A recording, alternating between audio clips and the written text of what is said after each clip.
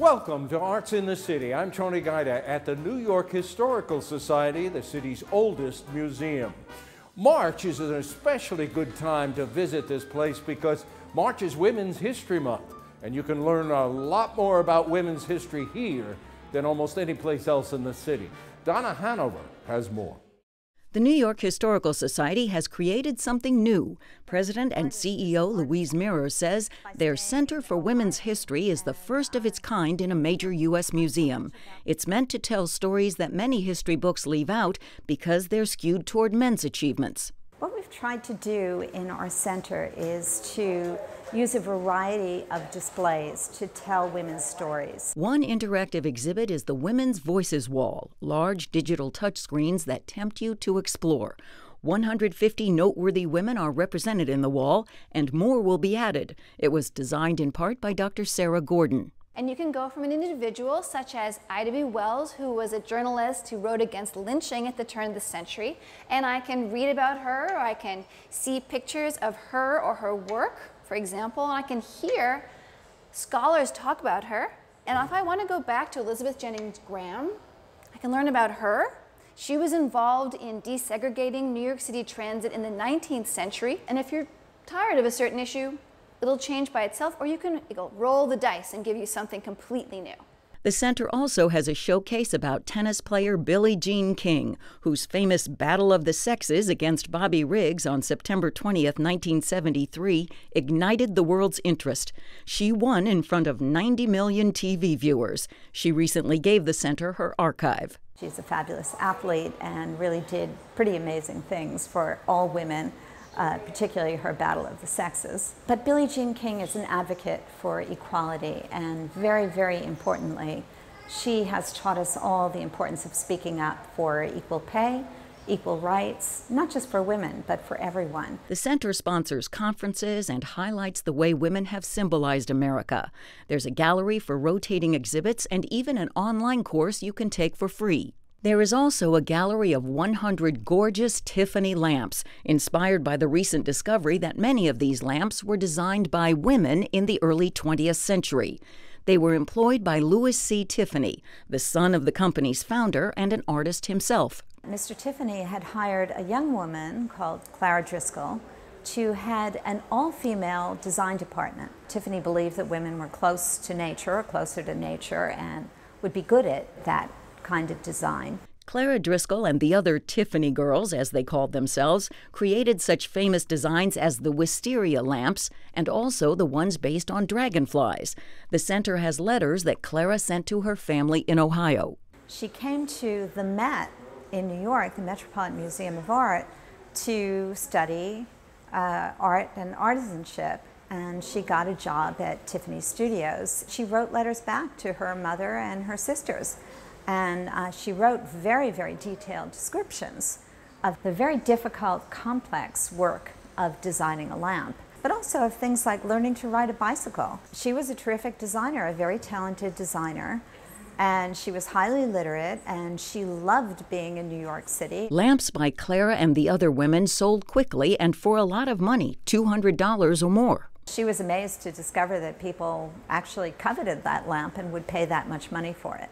Visitors to the Center for Women's History can even design a lamp themselves and feel Clara's excitement when she wrote home, "Mr. Tiffany called me into his studio this morning and showed me some of the most wonderful glass. Life has seemed quite bright to me the last few days. I have had a production streak and the days have not been long enough to work in." So thousands of people have been coming here to the New York Historical Society, like us, gaining something important. We're illuminating our understanding of just how significant women have been in American history. I'm Donna Hanover for Arts in the City.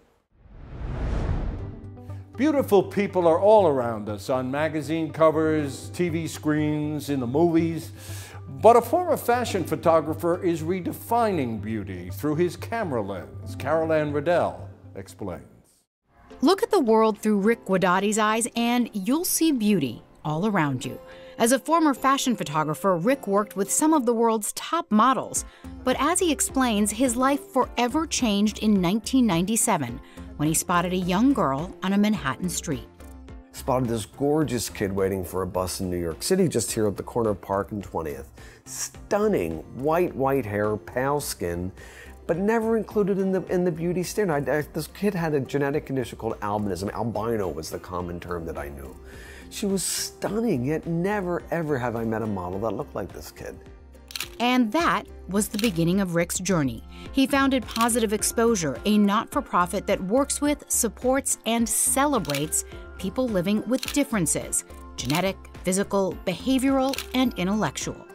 After we started Positive Exposure, ready to go, the first kid that walks into the studio to be photographed is Christine, and she's gorgeous. She's long white hair. She's like 5'10". She's stunning. But she walks in with her shoulders hunched, head down, no eye contact, one-word answers. This kid was abused, bullied, and teased so badly in school that it left her with zero self-esteem. And I thought, you know, out of respect for this kid, I'm gonna photograph her like I would any supermodel. So like the fan, the music, and I literally just held up a mirror and said, Christine, look at yourself, you're magnificent. And this kid looked in the mirror and she saw what I saw. And she went from this to that. And she exploded with this smile that literally lit up New York City. She created the philosophy of positive exposure at that moment. I knew she needed to change the way she saw herself. Her community desperately needed to change the way that they saw her difference. Rick's work is now part of a documentary called On Beauty. She's so beautiful. I mean, every time he sees her, I need to take a picture of this gorgeous baby, and you can just see he knows that she's beautiful. People, they stare.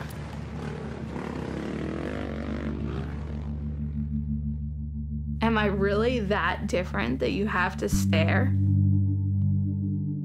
Though photographs are core to what Rick does, over the years, his work has also moved beyond the camera to full-on, passionate advocacy. It's really about creating opportunities to really start the dialogue, in communities everywhere we can, to get opportunities for the public to understand that, you know, when you're walking down the street and you see someone that's different, you either stare or you look away. Well, over the last 20 years of working with positive exposure, my friends have taught me that that looking away sometimes is more painful than the staring. Positive Exposure exhibits across the world, and Rick is hoping to build a permanent global diversity center. His photographs are now collected in a book, aptly titled Change How You See, See How You Change. He also works with medical students and healthcare professionals, sharing educational photos and videos, a passion born out of his desire to do better than the standard medical pictures documenting many conditions. Take, for example, Marfan syndrome, which affects the body's connective tissue. Cassie was born with a genetic syndrome called Marfan syndrome. We wanted to show you a feature Cassie was born with. As you can see, Cassie's chest sinks inward toward the middle. This is called pectus excavatum. Nobody ever walks into a doctor's office carrying that portable black bar, you know, like they're standing like that. They're people, there's humanity. You've got to have humanity front row and center. And it's never what you're treating. It's always who you're treating. Despite all the achievements and accolades, when you spend time with Rick, and inevitably with his adorable rescue dog Buster, one thing is clear. It is the stories of change, time and again, that propel him forward. At the end of the shoot, this 14-year-old kid said to me, I realized that finally I could be proud of my albinism. But she said, 14, I realized though that the hatred and the abuse that I've experienced in my life will never disappear. But what has disappeared is the hatred that I felt for myself. I never looked back. And this is one of billions of stories. It's perseverance, it's survival, it's resilience. Carol Anne Riddell for Arts in the City.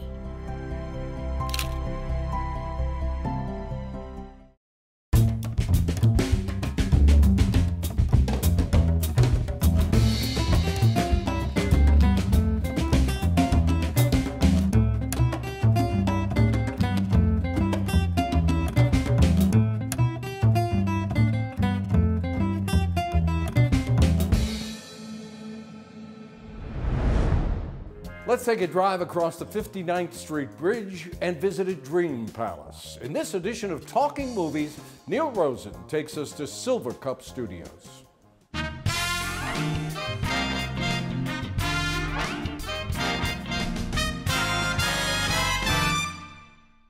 What are The Sopranos, Sex and the City, 30 Rock, The Godfather Part 3, When Harry Met Sally, and Gangs of New York all have in common?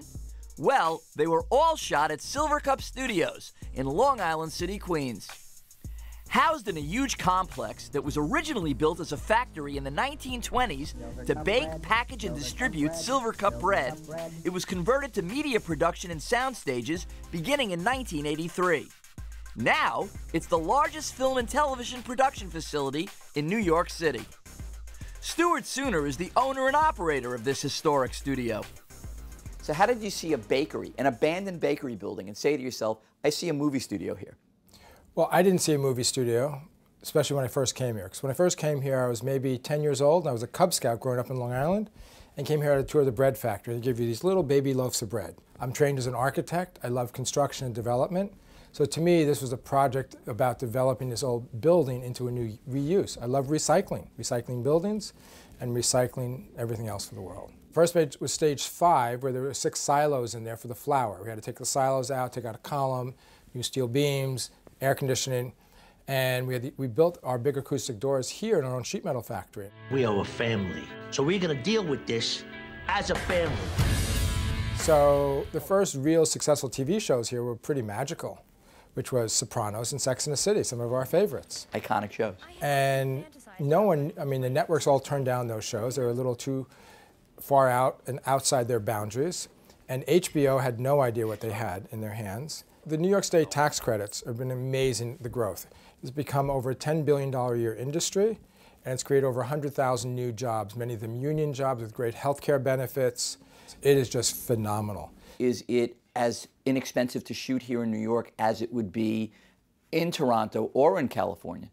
No, I wouldn't go that far. New York is still a very expensive city, as we know, both where you're living, eating, whatever it is. New York is so much creative talent, and so many people want to live in New York and work in New York, that it's just so vibrant. So many stories about New York. So now stories about New York are shot in New York, like 30 Rock, like Sex and the City, like Gossip Girl, are shot here instead of being shot in LA. Also on the premises, fully functioning carpentry shops, where all different types of sets are built, like the ones in Madam's Secretary and Quantico, both shooting here presently. Plus there's space to house extensive wardrobe departments, featuring thousands of present-day and vintage costumes, like these from the 70s period drama The Deuce. Tell me about why you kept the name Silvercup, and tell me about that unbelievable sign that's sitting on top of this building. So when we first bought the building, there was this beautiful, iconic sign up there called Silvercup Bread, the world's finest. The bread company got the name Silvercup because they were winning so many Silvercup awards. And you'll see in some of the old logos, they have a little chalice, a Silvercup. And that was the concept. So you kept the name sort of because of the sign. The sign is just a beautiful, iconic sign. It became our trademark, and we licensed it as a trademark. And it's just a beautiful identity and a beautiful, graphic design. The complete list of time-honored movies and TV shows that were shot on the Silvercup sound stages in Queens is too extensive to mention here. But here are just a few more. I'm Julia Child. Bon appetit. Julie and Julia with Meryl Streep, Howard Stern's Private Parts, Woody Allen's Broadway Danny Rose, Little Children featuring Kate Winslet, Ugly Betty starring America Ferrera, and Lena Dunham's Girls. At Silvercup Studios in Long Island City, Queens, where all of these movies and television shows were shot. For Arts in the City, I'm Neil Rosen. Playwright Lindsey Ferrentino sets her newest work in a most unlikely place on one of the city's most hated highways. Barry Mitchell has more. The Long Island Expressway is also known as the Nassau-Suffolk Parkway, the Gateway to the Hamptons, or the world's longest parking lot. Of course, the answer is world's longest parking lot. The Long Island Expressway is also the setting for Lindsey Ferrentino's new play, a serio-comic look at 3 siblings who reconnect for a raucous road trip after the death of their father. My aunt's name was Amy Jacobs, and she was born with Down syndrome during a time in this country where parents were encouraged to put their children in state-funded institutions and foster homes. The play is sort of about my family's relationship with her. It's obviously fictionalized. How close we were to her as a person, how distant we were. Was she an independent person? Was she still considered family? Did she consider us family?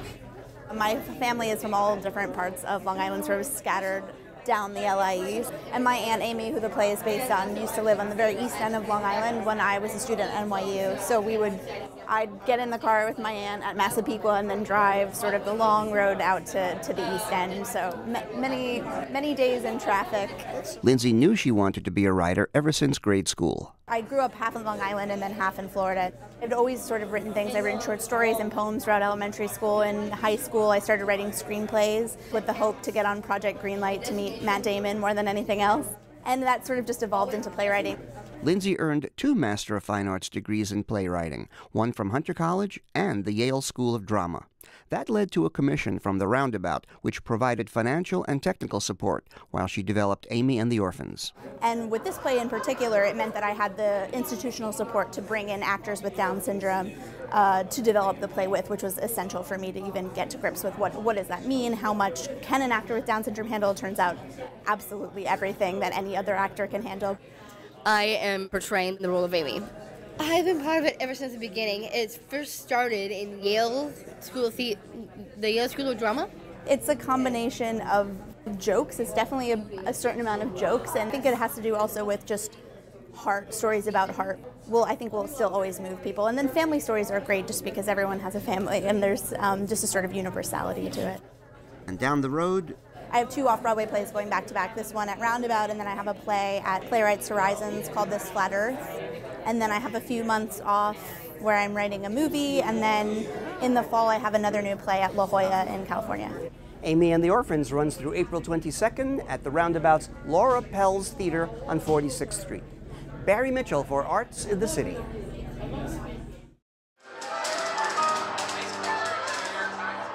Today was the Sitzprobe. Best day of any musical. Where we hear the whole thing, the way things are going to sound all together for the very first time. Just so you guys can get a feel for it, we'll start at the top of the show. They hit the first chord.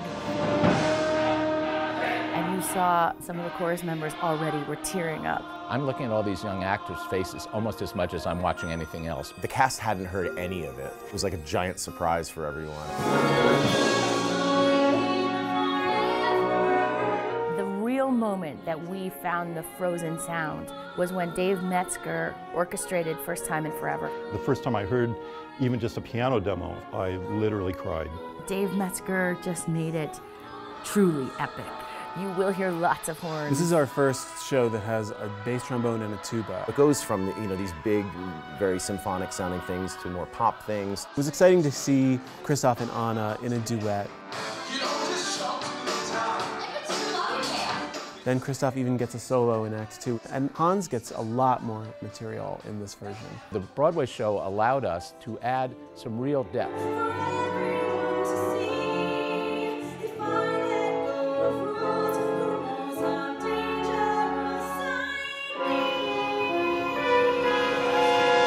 I think people have a certain idea of what Frozen is, and what I'm really excited is to share all of these new elements that we're adding to it. It really is like a whole new show.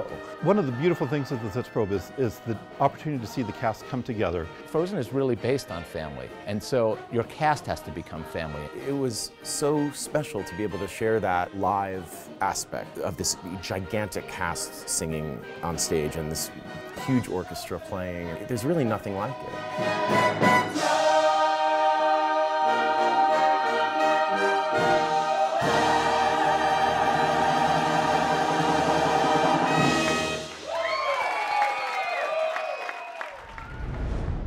You're about to meet an actor who makes her living taking on many roles, usually at the same time. Ari Goldberg has more.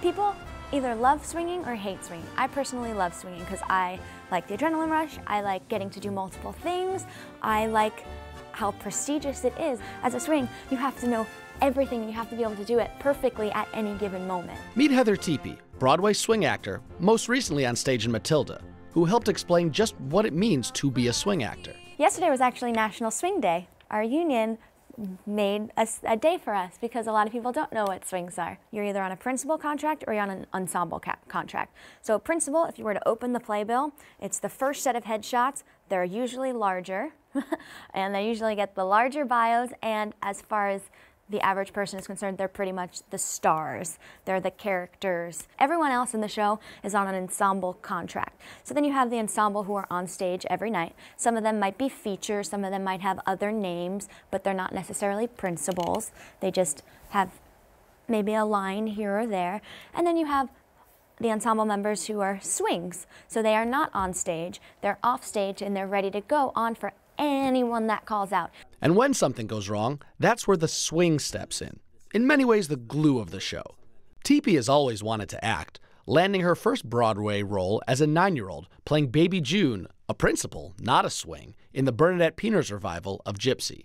I was a principal in my first Broadway show, I was a principal in my second Broadway show, and then my third Broadway show, I was a swing. Swinging is definitely harder. A swing, you kind of get to hang out, do whatever you want, backstage. It's like the life. You can watch movies, you can do whatever, play games, and then, but in that moment, if someone gets hurt, you have to be ready to go right on. So I like that adrenaline rush. I like being able to do 20 different roles, maybe in 1 week. Being a swing can mean much more than filling in for a couple of roles. Swings are often expected to be the ones teaching the rest of the cast, since they know all the roles, from dialogue to dance. And standing at 4'11" at age 22, Tepe found the swing role of Matilda to be almost tailor-made for her, playing both adults and children, boys and girls. But the life of a working actor doesn't always fit so easily. Right now, this is the longest I've ever gone without working. It's been my longest dry spell, as I would say. It's very stressful. It's very, very stressful. It's a huge roller coaster. Your resume only gets you so far. Right now, I'm waiting tables at my uncle's restaurant, and I'm a personal trainer, and I work at Orange Theory Fitness as a fitness coach. You kind of have to find something that also makes you happy and makes you some money, that has a lenient schedule, so that you can audition during the day and still, because auditioning is a full-time job. I have 5 Broadway credits, and I could kind of go the rest of my life without another one, or I could have 20 more.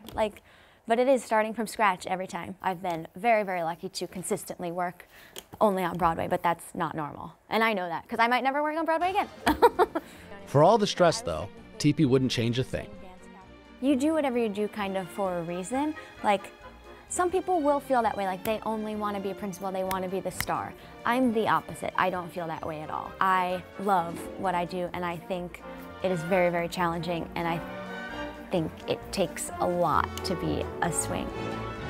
For Arts in the City, I'm Ari Goldberg. A warehouse in Queens is a cornucopia of free art supplies for educators and artists. Materials for the Arts is today's hidden gem. It's my version of Toys R Us.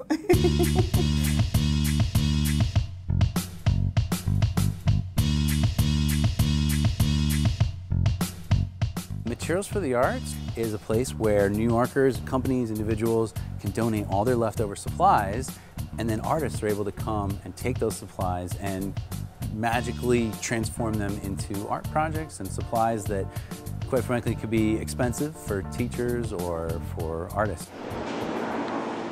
We get things that are left over from theaters. We get things from window displays. We get all these great instruments from the WQXR instrument drive from lots of different places, and they're great. People can use them and play on them, and sometimes artists even take broken instruments that we get and turn them into other sculptures.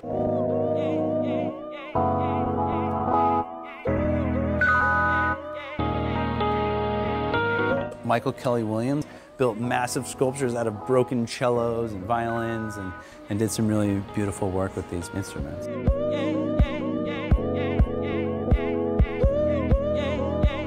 We have an awesome Artist in Residence program. We're lucky enough to get some amazing artists that stay at Materials for the Arts for about 3 months, and they get a studio here, and then they work toward an art show in our gallery. It's a great thing for artists to have a space where you can sort of be at one with yourself and work and have the luxury of using an abundance of materials and have studio space that's a relatively good size. You're not working in a box like most of us do here in New York City, I think is really, really wonderful. So we have an amazing gallery program here at Metropolitan of the Arts, and our most recent show and collaboration was with the Metropolitan Museum of Art. We got all their leftover slides that they had now digitized. And instead of getting rid of those slides, we worked with all sorts of artists and with the Met Media Lab to partner and have them make sculptures and projections.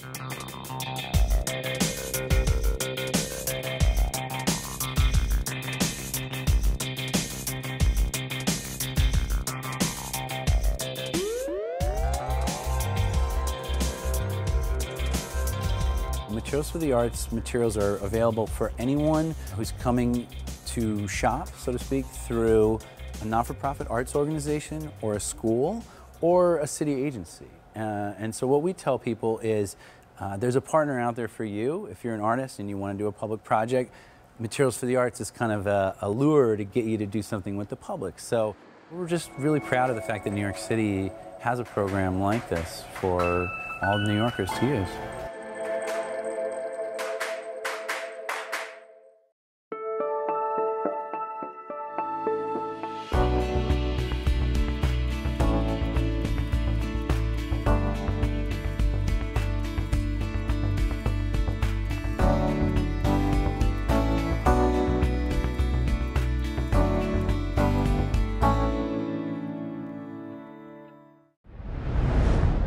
That's our show for today. For more information on our stories, visit CUNY.tv. I'm Tony Guida. See you next time on Arts in the City.